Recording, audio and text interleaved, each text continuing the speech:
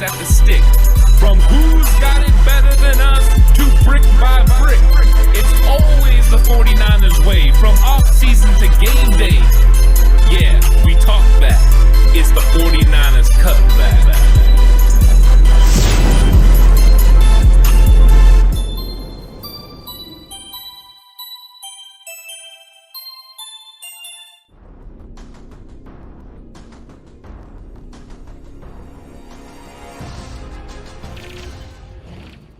It's 49ers Cutback podcast time, and it is all about the game preview. It's time to talk 49ers versus Eagles. I am definitely ready to get into this. I'm ready to get into this game. We've talked enough about Detroit. Now it's all about Philly, and the second half of the week is going to be all about that. I can't wait, and I'm looking forward to this conversation, Alex. Absolutely. Hey, guess what? We don't need a pop-up chat today. We got Stream Elements working. We got everything rolling. We got everything flowing. This is going to be a wonderful preview show, and I'm very, very excited about everything we got to talk about today. All the key matchups that we're going to go over, from things that need to happen to players that need to step up to defensive and offensive key matchups to lock it up. It's always fun, as well as Wow That's Bold. Wow That's Bold's always a good time. It's always a lot of fun. But man, I'll tell you what, the thing that's going to be very interesting going into this game this week is what this offense is going to try and do and how they're going to try and establish it now.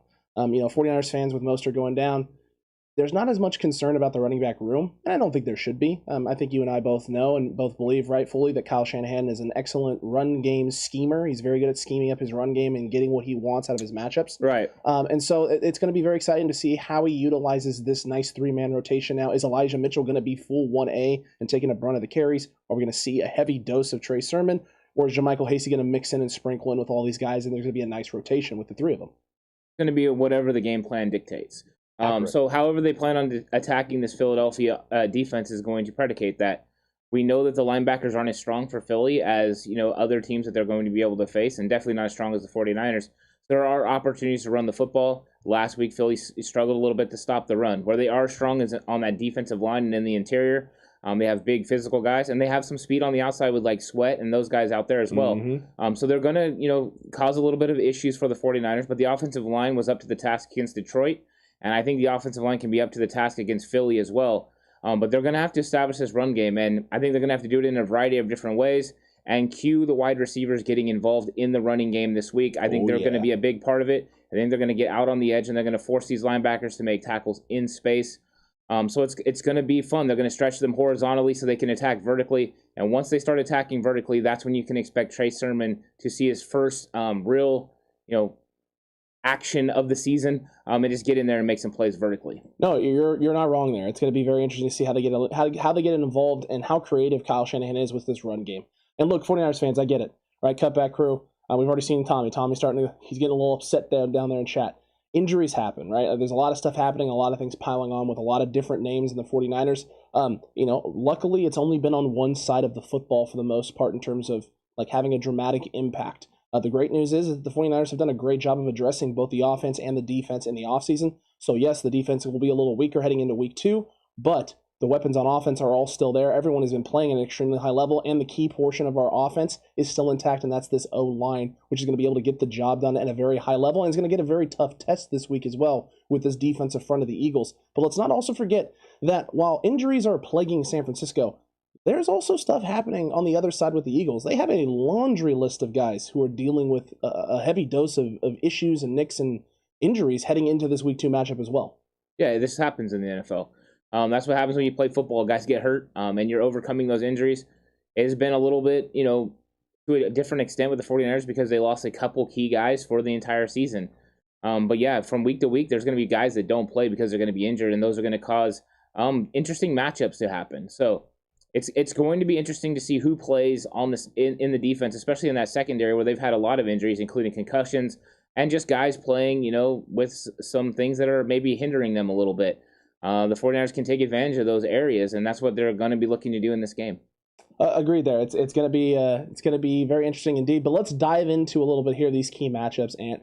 And I'll get it started first because I feel like mine is going to be the one that establishes sort of how this offense ticks, right? And that's this 49ers run game versus the Eagles front seven, as you can see right there. This 49ers run game, my goodness gracious, chat functionality popping up. You love to see it. This 49ers run game is going to be very, very important. Getting established early, this O-line dominating, making sure they secure first level. Whether it's the outside zone, the inside run. Last week, Philadelphia struggled early, very early on with the run game of the Atlanta Falcons. And they were able to pile up almost 100 yards in the first quarter of run. Atlanta struggled offensively in every other aspect of the game with the exception of that. If San Francisco is able to get going early, get out in front, take care of business, this is going to be a major, major problem for the Eagles. Because if you allow Kyle Shanahan in this run game to get going full speed, downhill, getting to second level with their blockers, whether that's McGlinchey, whether that's Laken Tomlinson, who had a couple great blocks second level last week, or Trent Williams, who the minute you give him a head of steam, it is problems for your defense. The Niners, the holes that the Niners are going to have and the speed at which your running backs are getting to second level is going to cause problems for your secondary, which is weakened already. Potentially no starting safety for them who's out with a concussion. And that means that you have back-end third-level guys who don't have a lot of experience for the Eagles trying to worry about having to come up in the box, step up and stop the run, which then is going to open up all of the potential avenues to attack in the pass game. Yeah, the 49ers want to establish the run game. They're playing on the road. They need to get this pass rush to slow down. And one of the ways to do that is to get them on their heels by running the football. They need to be able to do it early and often. They need to be able to establish the run game so that way Jimmy Garoppolo, Trey Lance can have times where they can take advantage through the play-action pass game. This is the MO of what the 49ers do, and the 49ers can definitely attack them. Now, they're going to do it different ways. They're going to use these running backs in their skill sets. They're going to use these receivers in their skill sets. They're going to get the ball out quickly to these little screen passes as well and get these guys out in the open field where they can make plays, where they know their talent can be successful against what is a little bit of a depleted cornerback and DB room minus Darius Slay. The guy's very good. But there are a lot of opportunities for the 49ers to be successful. But you're right, it all starts with the run game. The 49ers have to get the run game going. This is something you're going to hear from every single game that the 49ers play because they go as far as that run game goes. That's how Kyle Shanahan ticks. There can be games where the 49ers win with the pass game, where the pass game is the ultimate X factor, but not early on in the season and not right now. They need to get it done. They need Elijah Mitchell to establish himself. They need JaMycal Hasty to come in on third downs and get it done. And they need Trey Sermon to get his first significant carries of the season and go in there and make plays, especially finishing around the goal line. There can be an attitude that can be established, and if they can establish that attitude early on, they can definitely get after this Philadelphia Eagles defensive line and put Mike McGlinchey and those other guys in favorable matchups where they can be successful in the pass game. Agreed. It's going to be important. It's going to be very, very important. Yeah. But, Aaron, what is your key matchup for this week? Run game established. What's next? Yeah, mine is the wide receivers for the 49ers against everyone that's not Darius Slay. So that would be Steven Nelson, who they brought over from Pittsburgh in the offseason, and Avonte Maddox, who is dealing with a little bit of an injury, and he plays the slot, but he's dealing with a little bit of a groin as well. Not sure if he's going to be playing, but if he is, he's going to be the one that's handling the slot duties. And the 49ers were able to take advantage of the plays over the middle of the field against Detroit, and I think that is another area where they can be successful again this week, is really get their receivers in favorable matchups. You know Darius Slay is going to be able to do his thing, but you have some injuries in the back end with the safeties as well. So the 49ers have big-time chances to take advantage of the secondary. They have opportunities to make plays down the field, over the middle of the field, where Jimmy Garoppolo can be successful. And I think even sometimes where Trey Lance can come in and take some shots. I look for Brandon Ayuk to get involved in this game. I think he's gonna step up and he's gonna make some plays. I think Debo is just gonna build on last week. And then George Kittle is a matchup problem because they don't have the linebackers and safeties to take care of business because their middle linebacker, Eric Wilson, he's good, but he can get, he has a little bit of problem at the point of contact. So I think those guys are going to struggle in space. They're going to play a lot of nickel, and I think there's going to be opportunities where the 49ers, load it up and then look like run plays and then absolutely throw pass plays and take shots down the field with a max protect. So look for Brandon Ayuk to get involved early and often. That's fair. That's extremely fair, and that's going to be important. This pass game, being able to take advantage of the linebacking core and the weaknesses there. The fact that there was some concern with the Atlanta Falcons' run game, right? Their run attack last week, and then being able to slow it down. So if you struggled last week, you're coming into a team that wants to establish a run and can not only establish a run, but establish a run that is entirely crippling to your defense because of how effective it can be and just how easy you can dice them up and cut them up and slice them up, right? As Steve said last year during the Halloween special of Lock It Up. This is a problem, and this may force them to be a little bit more aggressive in slowing the run down, and that leads to the deep ball shots like you talked about, and the vertical aspect of this offense opening up, and with weaknesses there in the secondary and concerns about corners, safeties, and things of that nature, that's going to create opportunities for the Niners to strike hot early, as well as operating over the middle of the field, which Kyle Shanahan loves to do, and there's a variety of ways to attack that. I see a couple people in the Cutback crew talking about how, okay, well, that's fine, but, you got a lot of weaknesses on defense. Well, that's fine. We got a lot of holes right now defensively because of injury. Fair. It's a fair assessment. But you can't just look at one side of the football in a game of football and, assume or make the assumption one way or the other that a game's going to go a certain way because you're missing pieces on one side. There are two sides to every coin. There's two sides to a chessboard. A game is played offensively and defensively. So yes, while we're missing some things defensively, that could definitely help us and help us slow down, this Eagles offensive attack. Don't put so much credit, or too much credit, I guess, in what the Eagles did last week against a very, very poor Atlanta team. Atlanta's defense has not been good over the last decade. Let's just put it that way. And they haven't made big strides or big improvements in that area. So a lot of the success the Eagles had last week could be contributed to the weaknesses of Atlanta's defense. This week is going to be a good test. Because while, yes, we are missing some pieces, we're not missing every piece. The identity of this defense is still intact, which is going to create opportunities for this offense, again, to be able to put themselves in the position where they have good field position and can do things with this ball and be aggressive. That's the big thing. I think that's one of the big keys this week for the 49ers offensively is stay aggressive. Don't get complacent. Don't take that foot off the gas at any point in time. There's no reason to. Kyle, if you score 40 points through the first 3.5 quarters, go get 60. Don't take it off. Don't put it on our defense to have to try and make play. Let the offense carry the brunt of this team right now for this first half of the season if they can do it, and let the defense get healthy, heal up, and get ready for the long haul grind of this season. I'm not worried about the defense playing its A+ game right now through the first 8 weeks. I care about the defense being healthy and playing its A+ games week 8 through the rest of the season into the Super Bowl. I do have concerns with the injuries. I think you're trying to replace Jason Verrett, which isn't going to be easy. You're bringing in guys, and you don't have Emmanuel Mosley. If you were going to have Emmanuel Mosley, I think then you could play Deommodore Lenoir and maybe one of these other guys that you brought in. But now you're going to go with two of these guys. So, yeah, your defense is going to be different. So you're right. You're going to have to take advantage of the offense. You're going to have to make sure the 49ers offense is scoring points at a rapid pace. They're going to have to go out there and push the envelope and really get it done. Make sure that Philly's on their heels, and they're going to have to attack them that way. And put Philly in a position where Philly feels they have to score every single time. What that could do is force them to maybe not stick with their game plan, maybe not run the ball like they would like to, and start getting out in front of themselves and start trying to throw, start trying to force things, and try to make plays that way. And if you can, sometimes you can get a team off their game, and then all of a sudden things snowball out of control, and you find yourself winning. So there are ways to attack it. The key is just getting off the field on third downs. We know that is a big thing, but these injuries do concern me. I talked about in an earlier episode that Dre Greenlaw not being out there would be a big concern for me, and that is a big concern for me now. Do I have faith in Azeez Al-Shaair? Yes, but he's not as good as Dre Greenlaw. So that is a concern, not having him be able to rally to stop the run game, especially in run fits. Miles Sanders and Gainwell are going to have some success out there. So I think that you're going to have to see these guys get tackled in space, and we're going to be missing one of our guys, so Fred's going to have to step up in a big way. I think he can.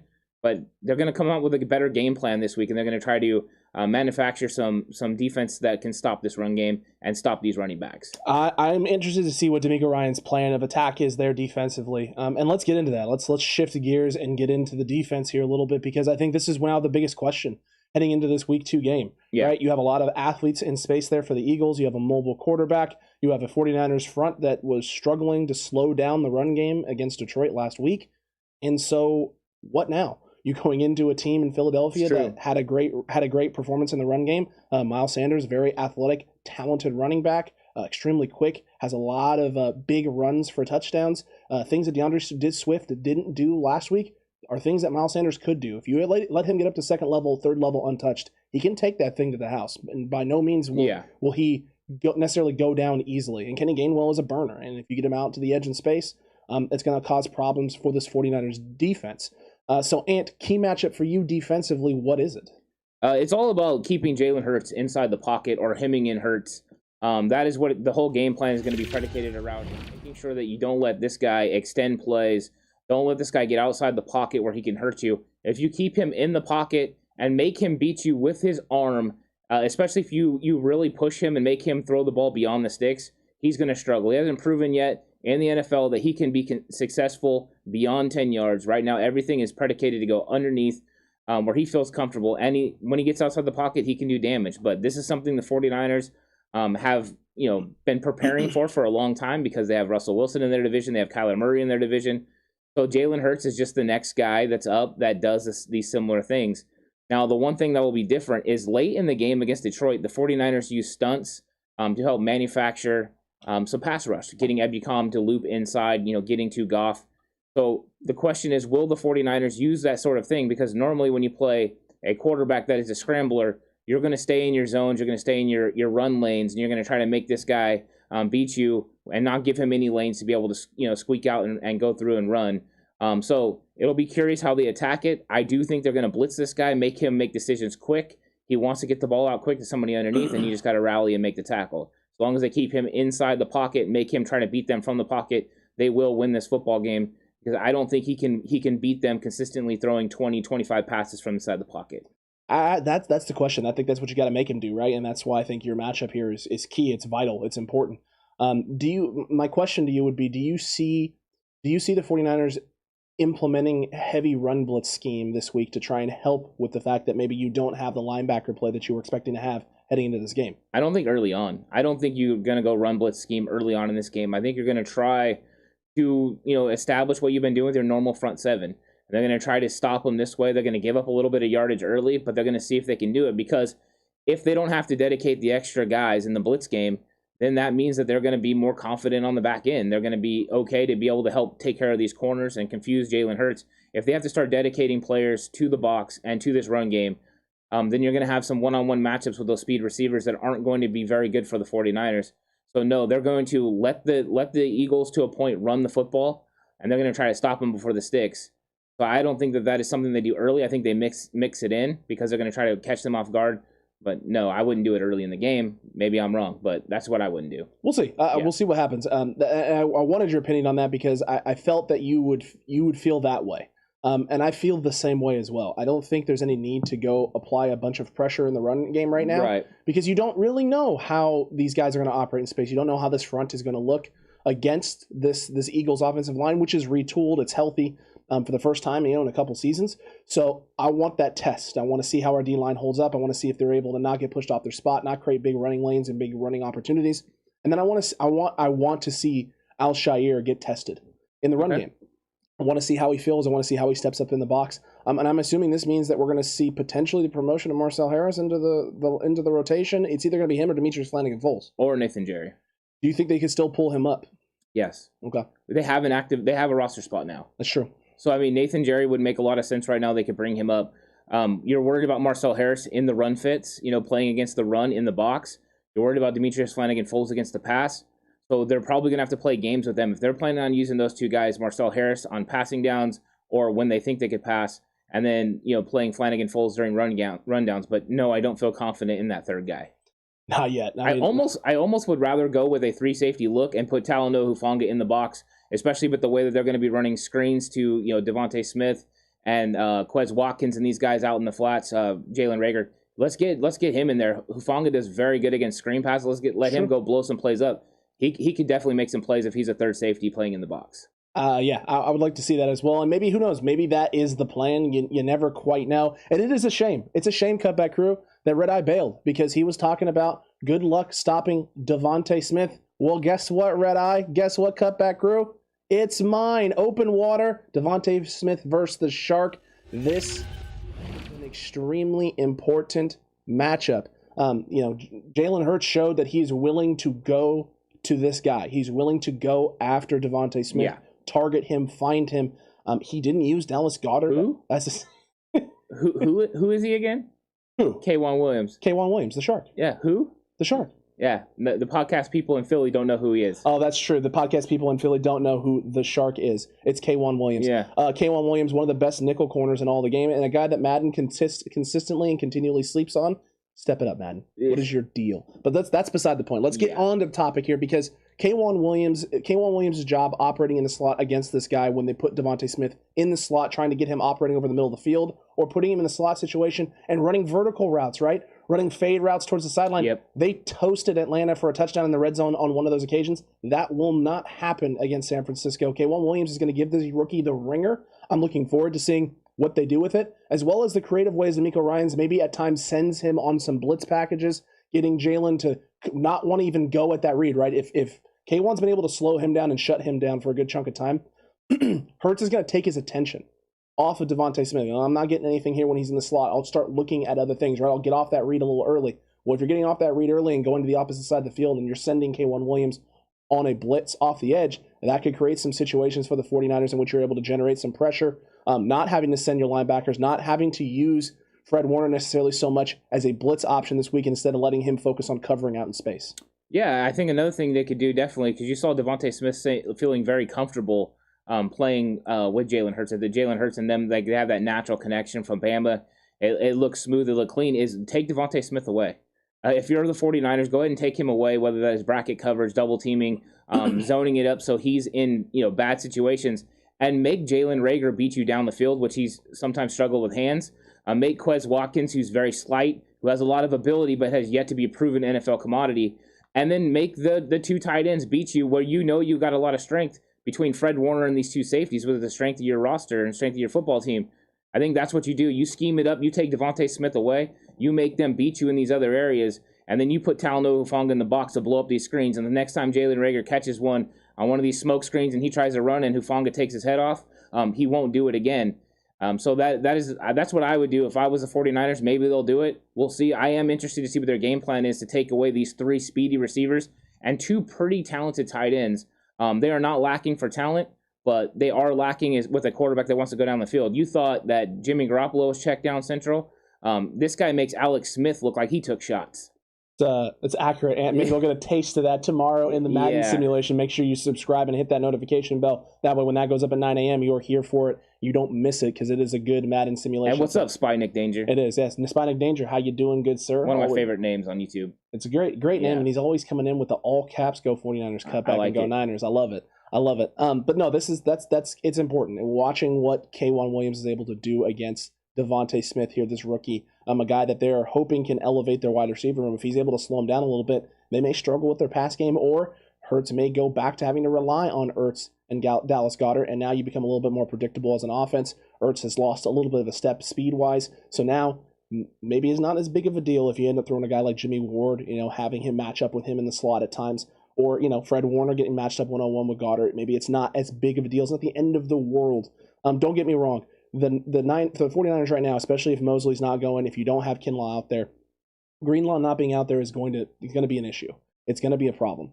The job has gotten nothing since week one. It has gotten nothing but harder for DeMeco Ryans in this defense now in terms of scheming, planning, prepping, the weapons you have, the tools you have. You're limited right now. So it's going to be up to being creative, knowing that there are certain areas and certain things on certain situations you're going to have to give up. And just trying to live, right, and live within the confines of the hand that you've been dealt to make the best of a bad situation, knowing that offensively, though, at the very least, you have a team right now that can go put up 30-plus a game. Right. 49ers defense, you don't have to be perfect. Just don't give up more than about 21 points. 3 tutties, and we'll be okay. This offense can get that done. Yeah, I think the offense can get it done, and the defense can scheme it up. The defense has the talent still. You lost 2 very key players on that defense. You still have a defensive line that can put pressure, and as long as you can keep Jalen Hurts in that pocket and in that box, he's going to want to get rid of the ball early. You don't think he's not looking over at Nick Bosa and Dee Ford pre-snap, seeing where they're at and wondering, how they're going to get there. The Eagles' offensive line is very improved. Finally, all the way together. They have 3 very strong starters, including Kelsey there in the middle. He's been very solid. So they have the tools that can cause the 49ers a little bit of problems. The only thing I'm saying, luckily, we have the front 7 that we have. We have these guys that can get after it, whether it's to pass rush and, also the linebackers. We will be missing Dre Greenlaw, which is a big hurt. Absolutely. I'm definitely going to be watching the linebacker position throughout this game to see how Azeez plays. But luckily, Azeez played so well against Detroit. I am very hopeful what he can do. But then how are they going to scheme it up beyond that? Because I don't think Flanagan Foles is that answer. I don't think he's at the level that Al-Shaair was last year where you felt comfortable with him playing. I'm not all the way there with Marcel Harris in run fits. If it's a passing situation, I feel comfortable with Marcel Harris there. So maybe a better option is Nathan Jerry. We'll see. He's finally healthy. I think that's why they added him to the practice squad.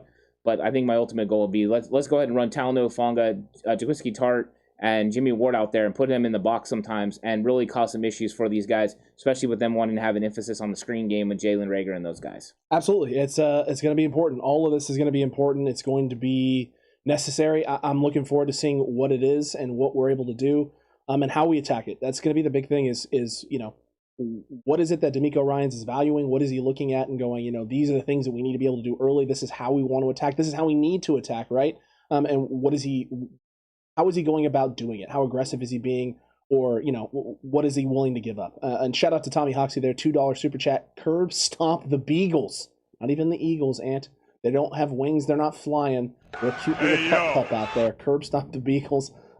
Thank you, Tommy. We appreciate the $2 super chat. And we would like to beat the Eagles. Absolutely. And we'd like to beat the Eagles so bad they become Beagles. That would be awesome as well. Yeah. But it's going to be tough. This is not going to be easy anymore. Yeah, I respect the Eagles team. Right. Last year happened, and a lot of that was circumstance, right? No Jimmy, Nick Mullins not playing up to par and up to standard and throwing the ball away and really just basically handing the game away on a silver platter. This year, you got a lot of health on offense, so it's not the question. No longer is offense. Last year, the question was the offense going into this game. This year, it's the defense going into this game and the pieces you have. The good news is that I like a lot of the things that the 49ers defense still has. Meaning you still have your middle linebacker, you still have 3/4 of your secondary intact for the most part because Diamado Lenore went out and played very admirably last week in week 1. And then you still have your front line, right, for the most part, with the exception of Javon Kinlaw. And that's a question because he could be going, right? And he was out doing stuff today in practice. So there's a chance still for Kinlaw to be going. So you may have your full gold rush. And if you have your full gold rush going into this game, I am still concerned, but I'm not as concerned. Yeah, anytime you can put pressure on a quarterback, you make him make a decision a little bit sooner, it changes the game. So Javon Kinlaw being in there is less about the pass rush, though, and more about the run stopping. The guy is a two-gapper who can take on multiple players and still get through and make plays. He's a freak of nature, a freak talent, and he will just improve that rotation. Now you're talking about Kerr coming in against the second wave and not that first wave. So it will make a huge difference. The 49ers could definitely use Javon Kinlaw, and if he's healthy, he's going to make a huge impact in this game against the Eagles. If he's not, and these Eagles are able to get the run game going early on, and they're able to get vertical against this 49ers defense, the Eagles are going to have opportunities to make plays, and this game is going to be a lot tighter than anyone really wants, and it's going to be a lot more high scoring than anyone wants because the 49ers need to get off the field on third down. I don't care if you're running zone early and often in this game. I don't think it's even a question now the 49ers are going to run more zone coverage than they've ran at any particular time they planned on running. Because I think what Jason Verrett they did and Manny Mosley, they planned on manning up on third down, manning up in the goal line. Those situations are going to be gone. You're going to have Norman. You're going to have Kirkpatrick. These guys are going to play mostly zone coverage. They have the ability to play man, so it does change the game a little bit. So be ready for what these guys do, the Eagles do, to see a lot of quarters. You'll see some cover 3 with a single high safety. But I think it's going to all be dictated on the type of personnel groupings we get from the Eagles from play to play. Absolutely. And Matt, that's a great point there. Matt Burgos brought up, he feels that the Niners are going to do just fine, seeing as how well we cover the outside zone. And this is something you're going to see tomorrow. We talk about this a little bit tomorrow in our Know Your Opponent segment with Legal Hands to the Face. You don't want to miss that. It'll be tomorrow at 5:30 p.m. A curb stomp Vince Papale from David Campbell. Oh, jeez. Or 99 super chat. He's being sarcastic. He's not being actually serious. Vince Papale is a wonderful story and a great blue-collar, hard-working gentleman. But he represents everything that we want to destroy with the Eagles tomorrow. It's a solid movie. It is a great movie. Invincible is great. Mark Wahlberg, absolutely incredible. Yeah. But this is a great point because I brought this up and talked about it in that Know Your Opponent segment. The outside zone is something that they ran a heavy dose of in week 1. And I feel that's the thing that they want to do because those outside zone runs allow for those opportunities to stretch a defense wide, get a defensive end crashing hard on the other side, and then Jalen Hurts able to pull and get out in space as well as set up RPO situations and opportunities, especially if you're going to spread the defense out. The Niners have to go nickel at times when they go 3 wide receiver sets because especially now with no Greenlaw out there, you're getting a little concerned. So it's going to be definitely interesting indeed. And Nathan Gonderman Neonite Nathan Gonderman with the subscribe. Thank you, good sir. Welcome. Yeah, indeed. welcome. Appreciate it. Welcome to the Cutback crew. But no, like I said, I think the outside zone, we match up better against it. So if you have the Eagles coming in and not wanting to adjust that run game and they want to attack outside with the run game, that kind of plays into San Francisco's favor, right? That's a positive for us. It's one less thing to worry about. Azeez Al-Shaair is a quick guy. Fred Warner is a quick guy. And the safeties and K'Wan Williams, right? If K'Wan's out there, they'll come down and fit up in the run. Gap integrity is going to be important against this outside zone. Because I have no problem with Azeez Al-Shaair. He's going to fly up there. He's going to try to make a play. Fred Warner is going to be in the proper position. He's going to try to make the play. The question is going to be the backside guy. Is he going to be there for that cutback lane? Is he going to be there when Miles Sanders or Kenny Gainwell put their foot in the ground, let the wash go by, and get upfield? If they're not, they're going to gash the 49ers for yards. Then you're going to have to count on Tart and Jimmy Ward to make plays. That is the weakness that I'm worried about. That's why I talked about us being, worried about us having Dre Greenlaw. That is the part that frustrates me. Because these guys have to move in concert. They have to move together. They have to flow with this defensive line. The defensive line can't get out of their gaps. They can't get washed. They've got to be there. More emphasis on the D-line playing well and playing in the proper positions more than ever. So it does put a lot of pressure on the defense to be more perfect inside that box. They have the capabilities. They have the ability to do it. But can they do it? Can these linebackers who have been developing under DeMeco Ryans for years and in this system, can they step up and make these plays? It's a big ask. It's a tall order, and I there's a part of me that wishes we had a different linebacker that could play that spot. You mean a Jonas Griffith? I do wish we had a Jonas Griffith right now. I do wish we could have went and plucked like an Elijah Lee off of somebody's practice squad, but he's been promoted already to an active roster. Those would have been guys. The only other guy that's out there is someone that we drafted in the first round, and he's available now. Reuben Foster is out there. I did see a poll on Twitter. That's why I brought it up. Actually, 51% of 49er fans were okay with Reuben coming back. Wow, what a surprise. It's the minute there's an issue, we got some depth concerns, everyone's on board with it. And look, he's doing so. I did see he is having a workout in Cleveland, so Cleveland is bringing him in. So if the Niners were serious about this, they'd have to jump on it really, really quick. But no, this is definitely something to consider. And Resky brought up the free agent linebackers available, and do we trade? We'll get into that a little bit tomorrow. So make sure you're here tomorrow for the daily, because we want to focus on the game and not so much the pieces and the movement, because it's really easy. I also don't want to forget, Megan had the big $4.99 super chat. Eagles are going down. We like it. I love it. Let's hope that is the case. And the Niners are set up in a situation where they can make that happen. And Matt makes me chuckle. Always. Oh my goodness! You heard it from Matt. That made me laugh. You heard it from Matt. Monica, $100 he'll put down if you say or type "I love the Detroit Lions." So that's on you. If you want us to make a cool bill, go ahead and put that in the chat. That'd be nice of you to do it. Yeah. But we don't expect you to show yourself out for that. No. But look, it's going to be interesting. These matchups are key. It's going to be important that this gets done. Slowing down this run game going to be important. We'll see what happens. But it's time to get into my favorite part of every preview show. Exactly. He knows. See, Ant knows. It's almost like we've been doing this for a full year, and this is season 2, and Ant knows what's coming. Yeah. See, this is time. Now is the time for Wow That's Bold. This is a segment of our show where we give bold predictions for the week 2 matchup, or whatever matchup it is that we're in. Favorite one? I'm going to be bold and specific. Yes. And it's time for Wow That's Bold. Wow, that's really bold. Whoa.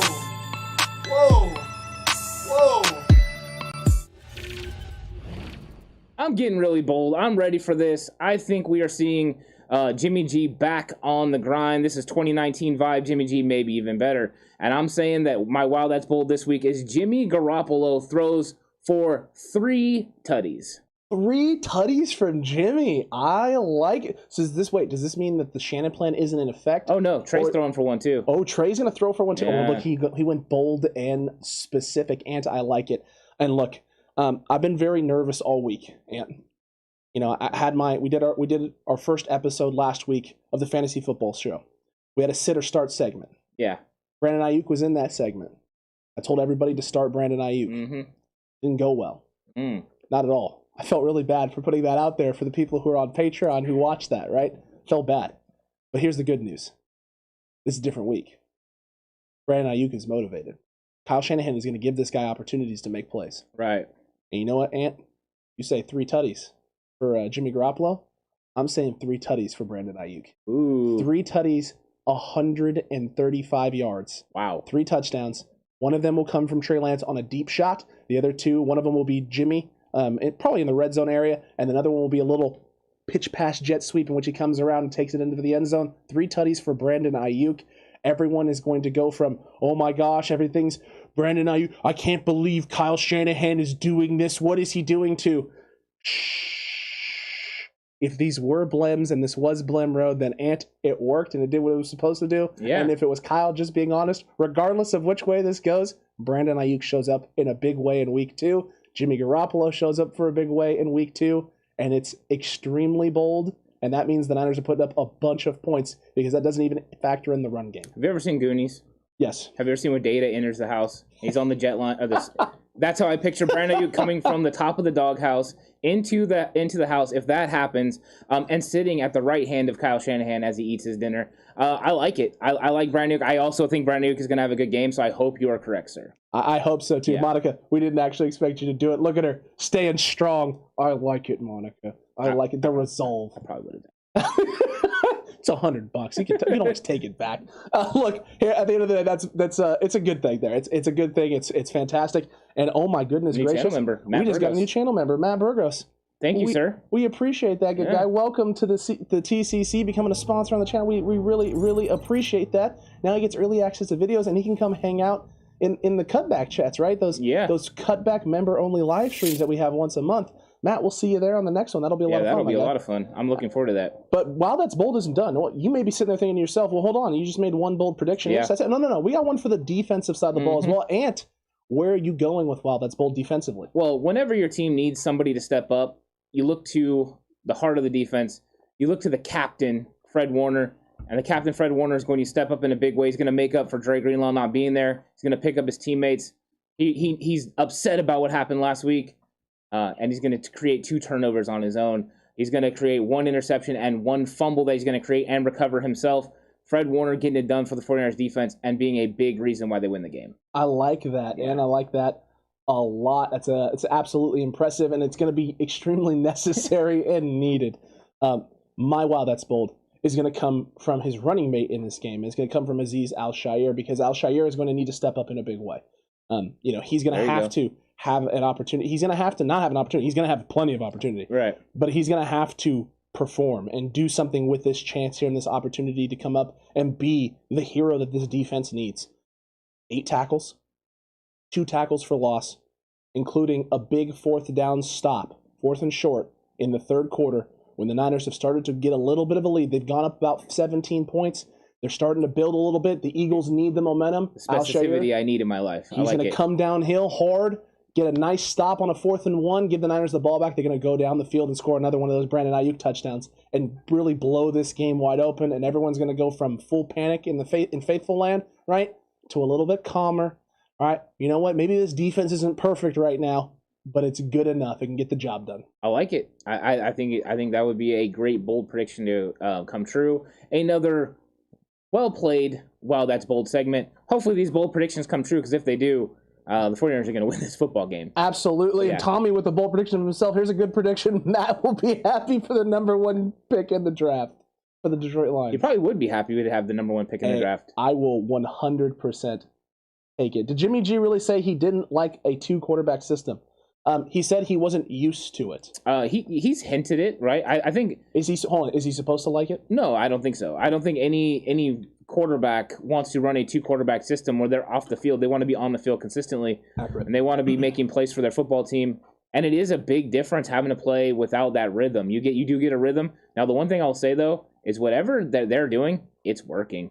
Because Jimmy's playing lights out. Jimmy Garoppolo looked good. He didn't have very many times last week where he looked out of sorts. But a lot of that has to go with clean pockets. You give Jimmy Garoppolo a clean pocket, and most of the time he's going to be able to drive the ball down the middle of the field and make plays, especially in the intermediate area, where he strived because Deebo Samuel had over 100 yards in Yak, which is nice. Always always good. This is for David Campbell, $5 super chat from Matt Burgos. Thank you, my guy. If we're supposed to get that to him, let us know what exactly we're supposed to be doing with that. We're supposed to get that to him. Is it for us, from him, from you? I'm not sure what's been going on, but hey, it's fine. And Matt, Tommy and Matt having a nice little back and forth. Tommy says they're going to go 0 for on the year, and Matt goes, "We've been 0-16 before." He's used to it, my guy. 0-17 might be a different animal. That is true. But be the first team to ever do that. There's no way after what I saw last week from Detroit that they're going 0-17. They're going to get a win. They're going to win some football games. They're building something in Detroit.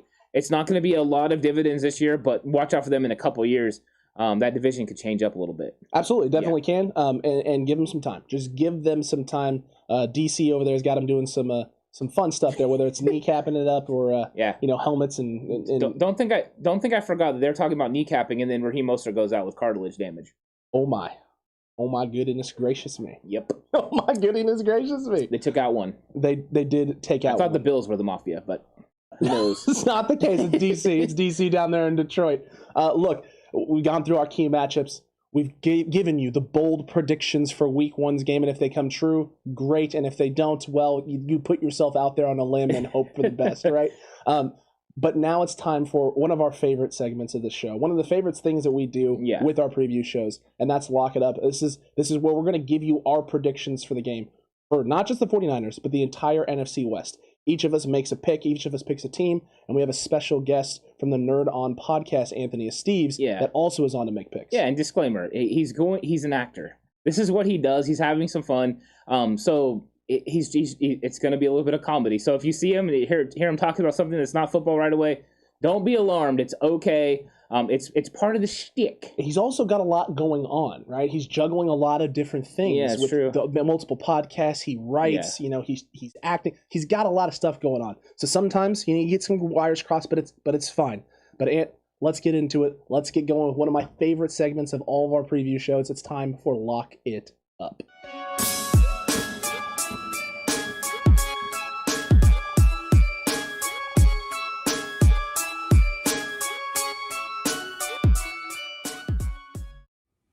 Jack Spade.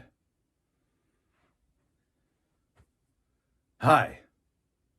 I've been watching you over in the DWL as their heavyweight champion, and I gotta say, amazing work. Well done. You are easily the best in the DWL. For now. That's right. Because this man right here, the Atlantic Islander, the Portuguese Bull, the Azorean Californian, is going to drive his ass down to Duffy, Georgia, walk into your precious dome, and look you, Jack Spade, eye to eye, and proceed to do what I do best, and give you the biggest beating of your lifetime, and take the DWL championship from around your waist and what? What? Do you not see what I'm doing? We talked about this. Remember? We talked about this. Yeah, the audition / promo I was going to cut to then send to Stephen Amell. So, in hopes of being on season 2 of Heels, the wrestling series on Stars. We talked about this. Why would you interrupt me mid-promo? Would you interrupt The Rock? Would you interrupt Stone Cold Steve Austin? You damn sure would I interrupt CM Punk. So why would you... What? We're not filming the Heels promo first? So what are we filming first? Lock It Up. Oh. Lock It Up is first. Huh. It would have been nice if I got an email. You did email me. You did. Helped if I checked my... It would have been more organized, and I would have known if I checked my phone. Got it. Do we have the graphics set up for the... It's on an erase board. You wrote it on an erase board. It's very high tech. Guess I deserve that. Okay. Hey, Lock It Up! How's it going? The Azorean One Anthony Esteves here. sorry about the miscommunication. My fault. Don't worry about everything I just said before. That's just something else I'm doing on the side. Anyway, I'm here with my picks for week 2 in the NFC West. Now I know I'm tied with Alex, and Anthony and Horst are up in the lead, but things change week by week. And this week, it's all gonna change. Unless we have the same picks, then we just do the same thing next time. Anyway, here are my picks for week 2 in the NFC West. I'm taking the Rams over the Colts. I'm taking the Cardinals over the Vikings. I'm taking the Seahawks over the Titans. And of course, I'm taking the Niners over the Eagles. Quality work. Anyways, those are my picks for this week's Lock It Up. And we'll see you next week. If you smell it all, come on.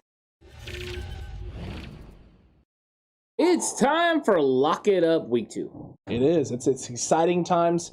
I don't like how the scoreboard looks currently. I don't like being tied for third. But I know you're trying to take that last place again. I didn't finish last place last year, my guy. I finished just slightly above last place. Didn't finish in third, Horse. I did. I did officially in third place. No ties for third. Just third all by his lonesome. It didn't really pan out the way I wanted it to last week. Took a risk, took a chance. We'll see if I got the guts to do it again this week, or if I'm just going to cow down and go the safe route.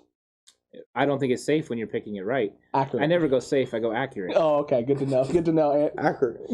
It's the way to go. It's the way to be. Steve's also trying to climb his way back into this. And the Cutback crew didn't have a bad showing for their first ever appearance in Lock It Up. We'll see if they can build on their week 1 performance. But first up on the docket, guys, we got the Los Angeles Rams this week. Who did everyone take and why? Ant, we'll start with you. In this week 2 matchup, who do you got? I got the Rams. Ooh, okay. Yeah, I think the Rams are going to get it done. I like what they've been doing. I like Stafford, operating that offense. I just think they're going to be a little bit too much. And I got them winning the game 31-17. Ooh, I like that a lot. Yeah, I'm thinking along the same lines here. I think the Rams are running hot right now. They're going to be a little too much. I was going to say 34-20. Okay. So, same line. 34-20, I like that. Look, I got concerns about the Colts. I got questions now about their defense, about their secondary. And you realize that their quarterback's not that good.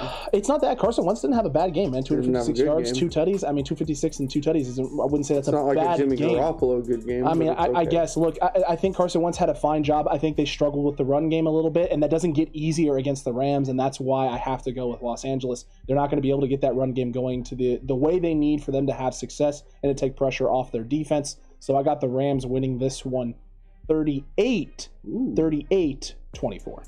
That's a high-scoring matchup. It is. I think the Colts definitely have some firepower on offense. It's just not enough to slow down good old Matt Stafford and his rocket arm. So we'll see what happens. Laser rock. See what happens. And the Cutback crew, 59%. 59% take the Rams a little bit closer. Which means 41% did not. Very accurate. Man, the mathematician that is Horst has returned to the show. It's returned to the show.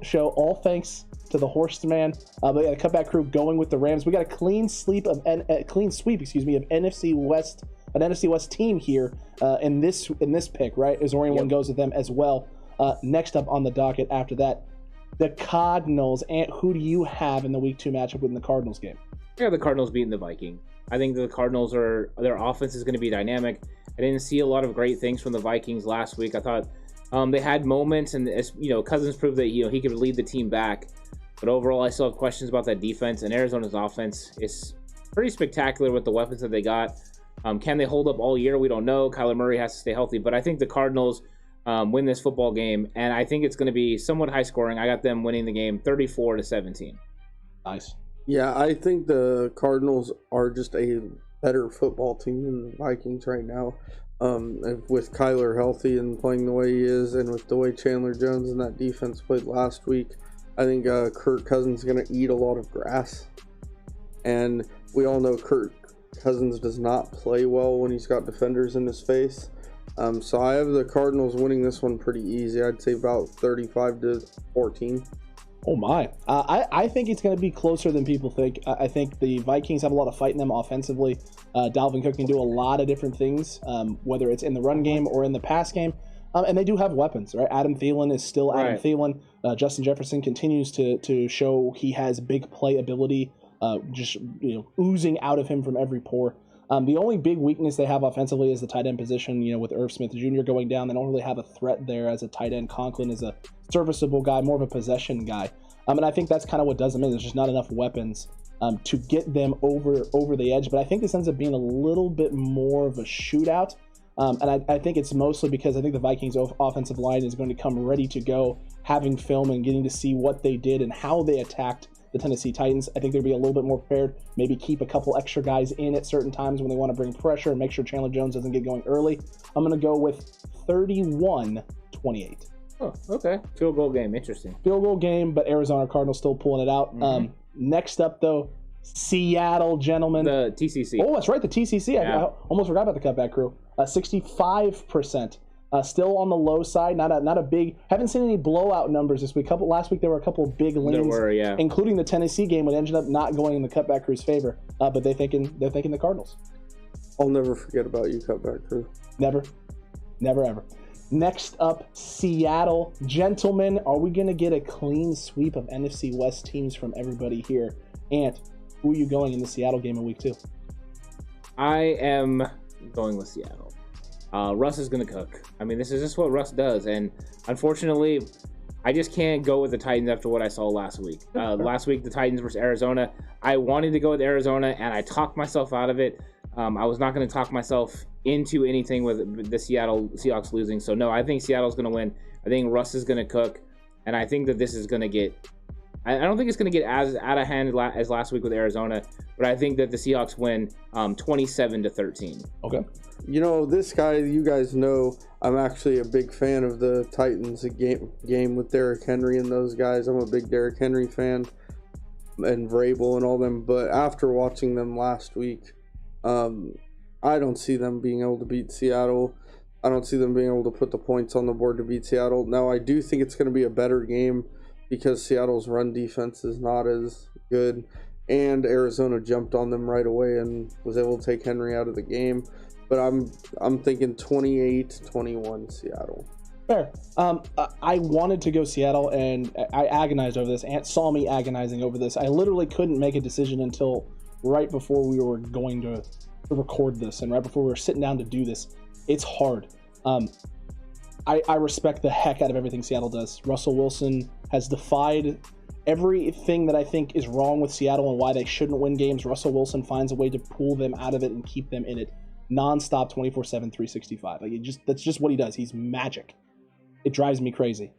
That being said, Tennessee's offense cannot be this bad. It's not possible for it to be this bad. They didn't lose that many pieces on the O-line. You still have Derrick Henry. You added Julio Jones. There's no reason for this offense to not be able to thrive. There's no reason for it to not have success. And I think they are going to be extremely motivated after being embarrassed, right? Being embarrassed in week 1. They're going to come out firing here in week 2 and really taking it to Seattle. This ends up being a close game, but I think they're able to get this thing done. 34-31 on a last-second field goal. Why is that? Why interesting? Because you're wrong. Okay, well, I guess we'll see. It was a nice way of saying it, Alex. I guess we will see it. Cutback crew goes with Seattle as well. Azorean One takes the Seattle Seahawks as well. 55% there. Cutback crew think it's going to be close as well. They haven't had a lot of solidified picks this week. I wonder what they're going to do in this 49ers game against the Eagles for week 2. But Ant, we'll start with you. Where are you at? Are all the injuries a concern? Are the 49ers not going to be able to get it done in week 2, or are you faithful to the day? It's Niners all day. I'm going Niners. I think the Niners are going to win this game. I think the offense really proved how dynamic it was last week. The real question is going to be, can Philly's defense get after this 49ers offensive line and put pressure on Jimmy Garoppolo? If they have clean pockets like they did last week, Jimmy's going to be able to create out in space, worry about, these cornerbacks opposite of Darius Slay. There are opportunities for the 49ers to win there. There's opportunities because of the safety injuries that the Eagles have been suffering, and the no-name linebacker core. So I think besides that defensive line, they have questions, and I think the 49ers offense could take advantage of that. I fully expect them to take advantage of it, and I think the 49ers are going to score some points in this game and ultimately hold Jalen Hurts and this check-down offense in check, and I think they win at 31-20. I like it. I do think early on the Niners are going to have some trouble. For some reason they seem to have struggled with mobile quarterbacks in the past couple of years. But Jalen Hurts is not Russell Wilson. Jalen Hurts is not Kyler Murray. Jalen Hurts is not, I don't even know if he's Pete Cam Newton. Jalen Hurts is going to get hit a lot. He's going to get hit? Okay. Is he going to get Hurts? I sure hope not. But out of the Niners, I think this one is kind of the opposite of last week, where it starts a little bit them having trouble, and then I think they pull away. I have the Niners winning 34-13. 34-13, I like that. I have this game going San Francisco's way as well. I don't think it starts off slow. I think the Niners get hot quick, and then things start to slow down a little bit after that. The Eagles are able to find some rhythm. The run game gets going. That helps them out a little bit. But the Niners adjust. They find a way to overcome and adapt, but they end up winning this thing 38-17. That's what I have for San Francisco and the Cutback crew. 94% you know what, Ant? There may have been some injuries, and we may have heard some people in chat in some episodes this week talking about how Niners may be in trouble, but Cutback crew overall, they still got faith in this team. 94%, that's an impressive number there. It is. They're not leaving much wiggle room there. They're definitely faithful to the 49ers. And I think the 49ers haven't given us any reason to believe they can't win. So I think we're all on the same page with this. And until the 49ers give us a reason, there's no reason to pick against them. Let's keep rolling with our team. Big dubs. Big dubs indeed. We'll see if I end up being wrong, Ant, and I'm just flat out wrong about this Titans game. If it's going to be a clean NFC West sweep this week in week 2, going to have to stay tuned to find out. It's going to be a very interesting week. Yeah, I'm excited to see it. I think this is a nice step up for the Niners in competition from last week. No blims have been thrown on this episode. Yeah, that's inaccurate. Inaccurate 100%. Did I miss a blim? No. Horst probably missed a blim. Maybe 2. Probably missed Blim Road in general. He missed Blim Road, indeed. And didn't like the blims being thrown my way from you, my guy. But hey, you know what? It is what it is. Mm-hmm. Deservedly so. Reigning champion, sitting atop the throne that is Lock It Up Season 2 so far, 3-1. Yes, Horst is sharing the throne per se, but since you are the reigning, defending Lock It Up champion, Horst is just sitting in his own little chair off to the side. Yeah, I mean, right now we're just we have a lot of fun with Lock It Up. It's just something that we enjoy doing. Making the picks. We used to do this kind of through text and stuff before. It's just fun to do, and it's fun to talk about these games. And if you're right, you get to live on it. If you're wrong, you get to suffer the consequences of being wrong. Letting everyone else be like, "Hey, I was right about that." So I like it. I like when people go bold and make their picks, and you just try to do the best you can to make a nice, educated guess. And of course, if I'm wrong and all the NFC West teams lose besides the 49ers, I'm completely good with that. I'll lose Lock It Up every single week as long as the NFC West teams lose. And the Niners win? Yep, 100%. That's true. I'll take a big fat L and Lock It Up if that's the case as well. So we'll see what happens. It's going to be an interesting week too, just across the NFC West in general, right? Yeah. Because you got a lot of teams vying for this top spot and to be the team that comes out on top. And whatever team falters first is putting themselves in a pretty big hole. Because these NFC West games are going to be tough. They're going to be contested. You can lose to any single NFC West opponent on any given week. So you've got to win these matchups out of conference, not in the division, not matching up against the teams that you're rivals with that you're going to see 2 times this season.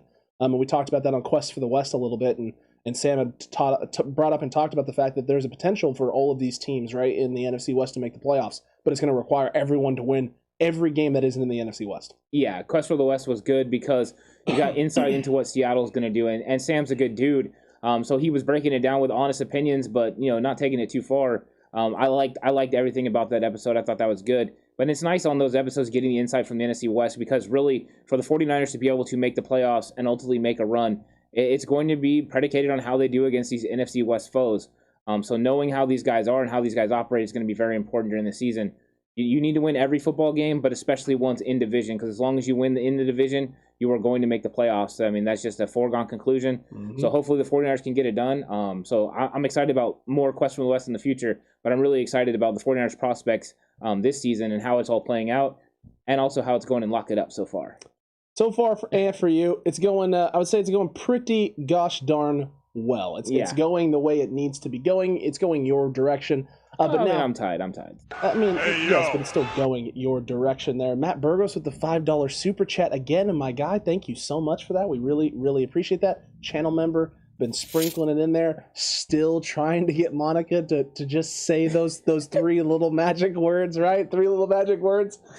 She is a true Niner fan, and KNDR, real Niner fan. Also, very avid Madden guy as well. Caleb, here's the good news, my guy. Everything should be getting going for the Madden Football League starting next week. So that is the good news. Everything should be getting going. I think I have everything cleaned up and dialed in for the most part. So we're going to test everything out. I'm going to send the welcome stuff tonight. And we'll hopefully be able to get the 49ers Cutback Madden League started and going next week, which means gameplay for everyone on Patreons, some smack talk, some trash talk. Caleb and I probably having a good old time in the Discord whenever we play and face each other. I'm excited for that. I want to watch those for sure. They're going to be fun, man. They're going to be a lot of fun. Yeah. As indeed. Maybe in fact... Especially because Caleb goes ham on video games. That's what I've heard. The last time me and him played like UFC, he just completely dominated. And I was pretty good at it. Horst was really good at it, and he just took us to town. I mean, I was never good at UFC. He's good at games, man. That's good. That means I'm going to get a nice, tough challenge. If we get to Madden 04, though... yes. Holla at your boy. Yeah, we know. We know. Cutback crew, though, this is your time. We shift from everything else that we've already done to your time.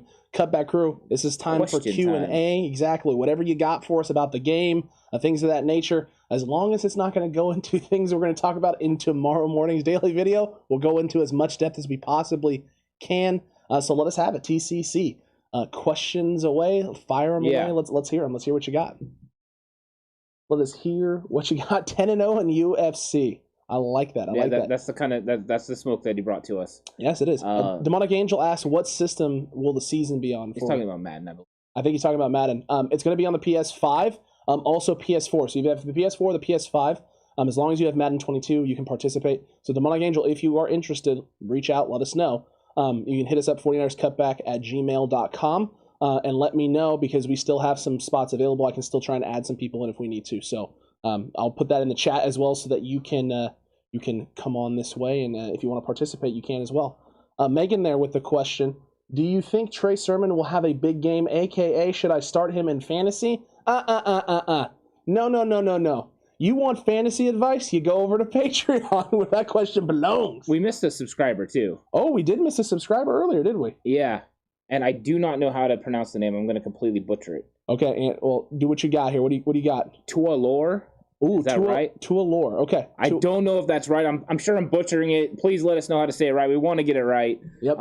But I just don't know for sure. Welcome to the Cutback. Welcome to the Cutback crew for sure. Absolutely, Matt, with another $5 super chat question. Do you think Monica will do the right thing?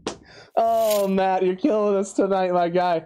I think the right thing is whatever Monica wants to do, right? If she's gonna be all Niners, then she's gonna be all Niners, and I don't fault her for that, man. Faithful to the Bay, right? That means under no circumstances. She's definitely proving she can resist temptation. That is accurate, and that is very, very accurate indeed. But Megan, do you think Trey Sermon will have a big game? I think Trey Sermon will have himself a game. He's definitely going to be utilized. Yeah. Will that be a good game? I don't know what the intention is in terms of the run game and the run scheme and how they want to attack. If the Niners go a little bit more of a vertical run game and not try and get outside, then Trey Sermon is probably going to be involved heavily, which means more touches and more opportunities. But that is as far as I'm willing to go. If you want any more fantasy advice, you're going to have to hop on over to Patreon. The Daily Fantasy Show is going to go up tomorrow. Mm-hmm. It was supposed to go up earlier this week, but then the Raheem Mostert news happened, and it just shot my recording opportunity right in the foot and down the drain. Yeah, you jumped on the live stream and took care of business. I appreciate that. So I'm here for.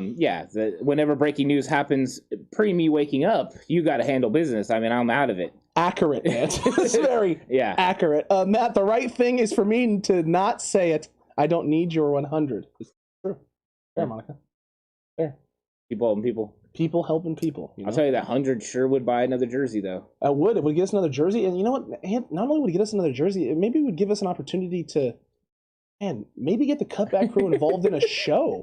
I don't know. I feel like we have the show idea that we really want to do. It's like you don't give anything away. That's we don't true. give You know what? It's not ready, right? It's not ready. No. We gotta get a little bit more capital for. It's fine. It's fine. We got some planning to do anyway, right? We got some planning to do. Totally. I'll give it to the TCC and Alex. I really appreciate the support. Help pay some gas bill, keep the lights on. Internet speed strong. Internet speed strong is important. That's a good one. I do appreciate that. Gas bills. I don't know so much about the gas bills. I don't know so much about. I think we got those locked in. No, gas bills are going to kick in when we get into the winter. That's true. It's gonna get cold in here. It's gonna go from blistering hot and the sweating to wrapped in blankets. Man, shoot! Remember last year when we got to the Packers game last year? It was I was literally freezing on set. It was insane. Yeah, it was insane. It just changed. With Mostert's knee injury, when will we be able to start climbing poles? Zinger right there. And is that from a show that we do on Patreon? Is that what that's from? Yeah, that's from Big Yikes. Caleb is all over this because apparently that's how you know when you've recovered from an ACL injury is when you can climb a pole again. That's what the guy said. He went back to work. 4 months. 4 mons. He could climb a pole. Means that, he doesn't understand why people are still hurt. Well, it was actually Jalen Hurd, I think he was referring to. He was referring to Hurd's knee and the ACL from last year, and the fact that Hurd's not on the field means he's a baby, and he had that normal people physical therapy, right? That normal people physical therapy. A place like that I worked at where normal people come in for physical therapy, as well as athletes in the off season or when they're on vacations and they're in the area and their main physical therapist is friends with a guy who runs a physical therapy clinic in a state that you're in, and like, hey, I trust him. He can go down and get your therapy needs. He can put you through your program. You can just go work with him while you're down there, so that way you don't miss anything in your rehab process. Yeah, normal people physical therapy, same as athletic people physical therapy. It's crazy how that works. It's true because we have a mutual friend who worked with normal people and with professional athletes. Mm-hmm. Who would have known? I also did that. Yeah, you did with him. Yeah, nice. Look at that. Look at that. Yeah, should we name drop Stevie Johnson? It was Stevie Johnson. Yeah. That's it though. Ant and Alex would get the money? Question mark. I think that's what his intentions were. And then our intentions would be to purposely utilize it for a potential show idea that we had. So Monica, just so you're aware, that's where this would be going. That's where this would be going. He's finding another way to look at Matt. Yeah. Look at Matt. Oh my goodness gracious, Matthew, you are killing me right now, my guy. But Cutback crew, what other questions? What questions do you have about the game? I'll tell you one thing, Alex. I want to get into this a little bit more. Is the linebacker group for the Eagles? For the Eagles, because they got Eric Wilson, they got Jernard Avery, and they got Alex Singleton. And Wilson and Singleton played the most in the nickel. They were the guys that played the most snaps. But I wanted to know what your thought process was on these guys, and if you think that they can make a big impact in this game. Or should that be a huge advantage for the 49ers? It should be a huge advantage for the 49ers, right? Because this is a situation where you can go with, oh my gosh, did Monica say it? She said, I love Detroit, Ant. I love Detroit. Wow. Wow. Monica, you did it. You know what that means, Matt? You better pick up my guy or Monica's going to hunt you down. That's great, man. She's feeling sick. You know what? I understand completely. She is the real MVP. Anything for the TCC, Monica. Salute. Thank you so much for that. And Matt, it's time to pay the piper, my guy. It is time to pay the piper, Matt. That's what it's time for. Pay it up. Oh, he did it, folks. Oh my goodness gracious! The first hundo bomb in 49ers cutback history. From Matt Burgos, $100 at Monica. You a real fan? Go Niners! That's a Lions fan, folks. That's a Lions fan dropping a hundo in the chat. Monica, holy cow, taking one for the team. Holy shnikes. Tommy Huxley, is Armstead playing? Don't know. I don't know. He had limited practice today. I think he's going to play. Just kind of the way they're talking about it, it seems like he's going to play. No guarantees, though. So hopefully he does. Hopefully he plays, because I think that would be big. Definitely would be big. It's going to be very important if Armstead can be out there. Ebubam, linebacker in the past. Could we see him playing some linebacker now? I don't think so. I think they've really stripped down what his role is going to be. He doesn't have to think anymore. It's all about going. And you've seen what he brought to the table last week against Detroit. He was able to bring pressure, especially when they went to their NASCAR-style packages where they moved Ebubom inside where he could make loops and stunts. Him and Armstead on the inside, D Ford and Nick Bosa on the outside. It was incredible to watch. I loved it. So I don't think we're going to see him go back to linebacker. He doesn't really fit what the 49ers do in their base 4-3 scheme. If they ran some sort of a 3-4 look, he would make sense as an outside guy, but I don't see them doing that. I just have a hard time with it. I would say there's a better chance that we see Talanoa Hufanga stepping into the box and playing a linebacker role before we have Ebukam kind of rolling back there and rotating back there. But, I mean, holy cow, how am I supposed to focus right now with that hundo bomb getting dropped by Matt? Monica taking one for the TCC. I'm on your side 100%, Monica. But all I'm saying is, right, is that you just took one for the team, and now, Ant, we're going to have to go forward with this new show idea. Oh, yeah, we're going to go. We'll have to announce it here pretty soon. It's going to have to be. We'll get it all laid out. And because Monica's such a good sport, we'll have to offer her one of the first spots on that show. In fact, Monica, right now, you keep it open. You are going to be one of the first. You will be the first person that gets an invite onto the new show when the time comes and we're ready to release it. 100%. And that's going to be exciting. And we'll be kind of bringing that out in the future. We just got to iron out a few more little things, but it is on the horizon. And Matt really helped fund it. So we really appreciate that. And Monica as well. Just people helping people. We've been talking about that and we appreciate it overall, but that's going to be fun. But I'm excited about the game. I'm excited about what's going on with the 49ers. I'm looking forward to the game. I can't wait to get there. And this linebacking core for the Eagles, not only that, but you have this front for the Eagles as well that's been doing a lot of great things, whether it's Fletcher Cox, whether it's Brandon Graham, who had a monster hit last week as well. There's going to be a test. Last year when we came into this game, right, and we talked a little bit about this Eagles front and how this Eagles front was going to test the 49ers last year, early in the season, this offensive line, especially with the injuries piling up. There were some issues. There were some struggles, and it didn't go the way we wanted to. But Brandon Graham, healthy. Javion Hargrave has been healthy for the most part. They're scary, yeah. They're 100% scary. Fletcher Cox, always freaking scary. And then whether it's Derek Barnett or whether it's Josh Sweat, no matter which guy is out there, Sweat brings the pressure. And then they have depth behind that. You still have Ryan Kerrigan. Ryan Kerrigan has still got it. Now, he has been dealing with a little bit of an injury stuff, so we'll have to wait to see kind of how that plays out and how it pans out. But no, this is not going to be a cakewalk. This isn't week one. This is a new season, and you talked last week about how every week right in the NFL is like its own little mini, nucleus season. It is its own season, 100%. Yeah. As a coach, that's how you approach it. You have different game plans. You have different ways to attack. Everything is different. You're playing each one of those games individually. You don't think about the next game until you're done with this. Just like you don't think about a different season until you're out of that season.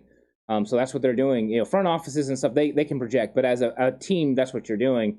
And what's awesome is because tomorrow on Know Your Opponent, we get to get into a lot of this stuff. We had a very good conversation on Know Your Opponent. It is fantastic with Legal Hands to the Face from, they do Philadelphia Eagles podcast, and it's really good as Bill. 100% love the conversation. Lots of great insight. Make sure you check that out tomorrow. That is a good one. We get into all the ins and outs of Philadelphia Eagles football, and it was exciting to kind of go back and forth with him talking about Niners versus Eagles matchups. Absolutely. It's going to be a lot of fun. You don't want to miss that. It's going to be at 5:30 p.m. specifically tomorrow, Pacific time. Megan asked who is going against Fletcher Cox. It's going to be an interior guy, so it's either going to be Langston Tomlinson at times and maybe Daniel Brunskill at times. Alex Mack obviously getting a little bit of run on him as well. Yeah, especially once you get the zone run game going. You're probably going to see Mack going against him a lot because he's going to be moving, he's going to be a man over, and he's going to have to get to him. So we'll see. Fletcher Cox can definitely create problems. Everything that we've understood from watching film and talking to the Eagles guys that we've talked about, it all comes down to that defensive line. If the 49ers offensive line can handle that defensive line, the 49ers are going to have opportunities to win the football game. If they can't, it could be a long day. And that was unfortunately what happened last year, is that Eagles defensive line was too much for the 49ers offensive line. There are big differences, though. Hronis Grossi is not the center. It's Alex Mack. Mike McGlinchey's playing at a different weight and a different level. And it just, to me, the chemistry seems so much better this year than it did last year.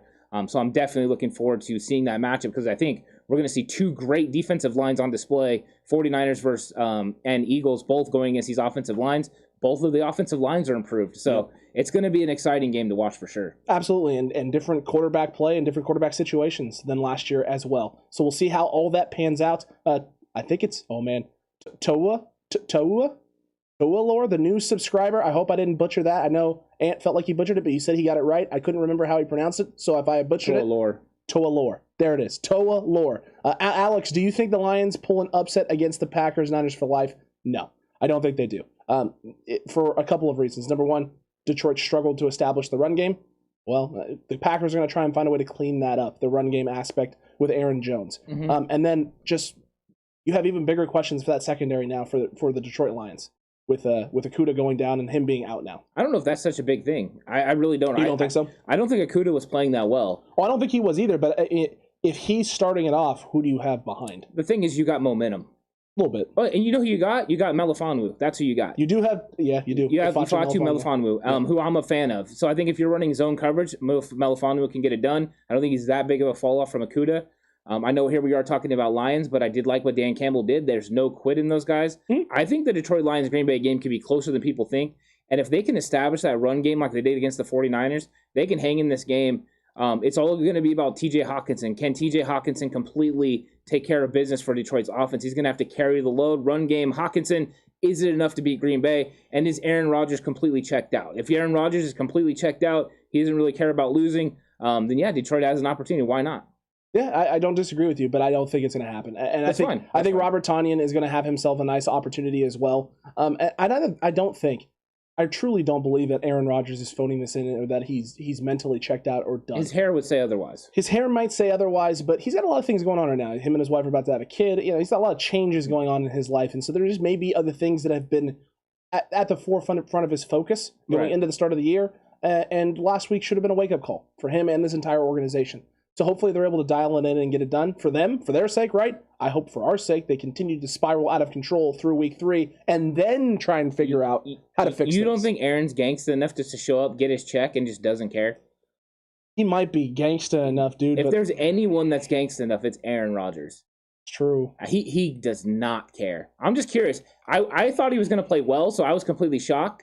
But he's one of those guys that he's just like, I do what I want. Now, he could come out this week, though, and throw for over 500 yards, and no one would be surprised. He could ball. Yeah, he's just one of those guys. He's crazy. Bold take, Lions take the Packers' kneecaps. I don't know if that's bold. I think that's the plan.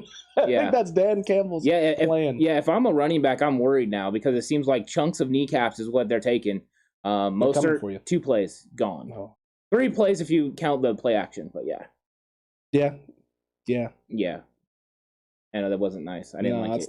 It's not nice, and it's just depressing when you actually think about it. But it is what it is. Do us a solid as well. Caleb has already let me know. Week 1 of the playthrough, the 49ers playthrough, just went up on Patreon today. So that went up, and it was a Mosterati tribute. Obviously, since Mostert's gone, I really went heavy with Raheem Mostert. He had himself quite a day. But now everyone on Patreon is getting the opportunity to vote for what happens next with Mostert. Do I stash him away and not use him? Do I just play out the rest of the season, or do I deal him? They'll have until Monday to make that vote. So if you want to be a part of that decision as well, what happens in the Madden playthrough over on Patreon, make sure you hop over there as well and check it out. It's a lot of fun. The playthrough has been a good time.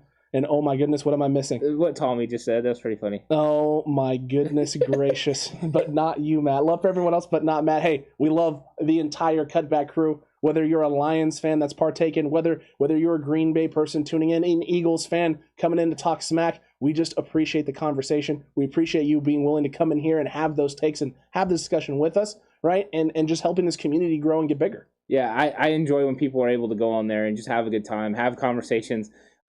It's all in good fun, as long as it stays clean, it's a lot of fun, and nothing wrong with having some fun takes and things to say. I enjoyed it. Chat was pretty funny so far. I really enjoyed it, and I'm definitely looking forward to the rest of it. So absolutely, this is a great chat. This is a great live stream, a great preview show. Week 1 had its hiccups. Week 2, clean as a whistle. But Ant, we are going to have some changes in the format starting next week with the Thursday release schedule and how our preview shows and just what we're going to bring the content-wise to everyone, to the Cutback crew. Yeah, we're going to do a little bit of an adjustment. The preview show is going to go to more of a standalone recorded and not live stream. And then the live stream is going to be at 4:30 Pacific time, so 7:30 on the East Coast. We're going to come in ahead of the football game, the NFL game, and it's going to be hot and heavy on all the things you want to talk about, all the questions that you have. So send us questions all throughout the week that you want answered, especially the day of. Load up the questions so we can get into it. So we want to keep live streams. There's a lot of interaction. Where with the preview show, there's a lot of us talking. There's not a lot of interaction. We want to have a lot of interaction on those. So we're going to kind of split it up a little bit. And just that way we can get even more in depth into the preview show on the X's and O's and how the games are going to go. Correct, because we don't want to miss out on the conversations with all of you and talking to you guys and being able to interact with you, which we like doing on these live streams. It's one of the favorite parts of all these live streams is being able to take the questions. And when we're doing the preview show, it's hard to take the questions because we have the things that we want to talk about, the issues that we want to hit, right? The X's and O's, the strategies, the actual game of football that we want to talk about. And you and I are notorious for once we get really in deep and in depth with football, the rest of the world just kind of goes black. You forget about the things that are going around you because you're so entrenched in what you're discussing with the game. It's hard to pay attention to a lot of those things at once. So we want to be able to bring you that content, right? Bring you that perspective, do that, but then also still have a separate time that's specifically for the Cutback crew and specifically for talking football with all of you, and not just the two of us riffing off of one another. Yeah, and we gave it a whirl. We wanted to see what would happen if we did the preview show live, and it was it was fun. It worked, but overall we listened to what people have to say and also what we were thinking as well, and it's the right move.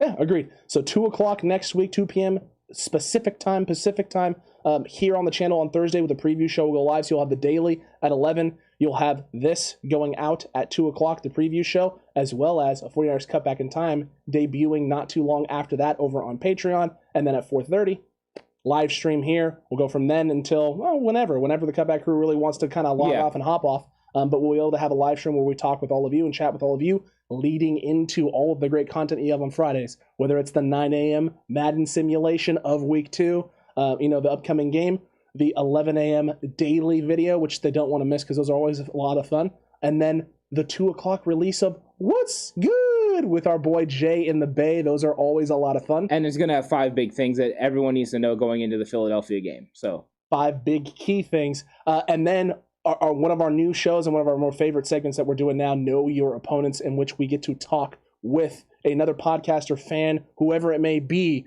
for the opposing team coming up in that week and dive really into what their team is about. Where can they take advantage of the game this week against the 49ers, and where we think maybe there may be some questions or concerns on their end. So we get another perspective that's not our own. Yeah, and last week was Matt Burgos, which everyone's very familiar with. And then this week is from Legal Hands of the Face, Bill. And it was a very good conversation. I really enjoyed it. And I'm looking forward to getting out there because I think people can learn a lot about the Eagles as we prepare and get ready for this 49ers versus Eagles game. It's kind of good to know what's going on there.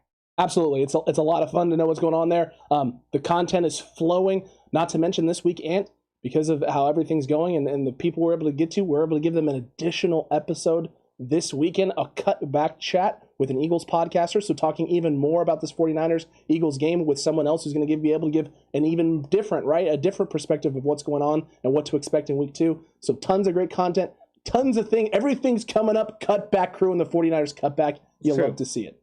Yeah, that's exactly right. So pay attention all weekend leading up to Sunday. There's going to be more content coming out. Go ahead and check it out. Let us know what you think. If you haven't had a chance already, go check out Quest for the West. It's going to be growing. There's going to be Arizona correspondents, Rams correspondents coming in the future. It's going to be a great conversation where 4 people, 49ers, Cardinals, Seahawks, and Rams are all represented and all get to talk about their team and talk about each other's team. It's a great conversation. If you haven't got to see the one that is with Alex and Sam, go check that out. It's very good. Is really good. It's a lot of fun. I didn't know the Rams were called the Ramley, Ant. Yeah, Ramley. The Ramley. Yeah. So we'll get a Ramley member in there. We'll get the Red Sea to rise up in Quest for the West. And then we'll get some really good, fun conversations and cases to be made for who sits atop the head of the table in the NFC West on a week-to-week basis. Yeah, it's going to be great. I mean, that's the whole key is just different perspectives, different thought processes on how people view the 49ers, because we have a certain idea of how we view the 49ers, and everyone has a different opinion. Just like with Jay in the Bay, he has a little bit of a different opinion than what we have, and that's great. It's great to hear different things. That way you can formulate your own opinion. I listen to what other people say. I like to listen to John Chapman and some of those other guys and hear what they have to say, and then I formulate my own opinion. I don't always agree with people. Sometimes I agree with them. But that's the whole fun of being a 49ers fan is looking at all the different angles so you can figure out what you believe for yourself. Absolutely, and it leads to great conversations and different perspectives. And the more perspectives you have, the better you know your team, and the better chance you have of understanding your team top to bottom. And that's the goal here with the Cutback. Cutback crew is doing a great job of helping us get there. We appreciate all the support, everything you guys do. Make sure you hit that like button if you haven't already. Subscribe if you haven't already. Give Matt Burgos some love for the Hundo Bomb that has helped launching the new show. And don't forget to send your love your way to Monica, who takes it for the team. Takes one for the Cutback crew. She's going to be featured on that new show when it debuts. And Tons of great things that we talked about. A lot of fun with all of this. Let's get it on. Let's get to week 2. Yeah, and you know what time it is? Let's chalk another one up. See everyone tomorrow, daily show, 11 a.m. Oh, actually, first, before that, 9 a.m. 9 a.m. Madden Madden simulation. simulation. See you then.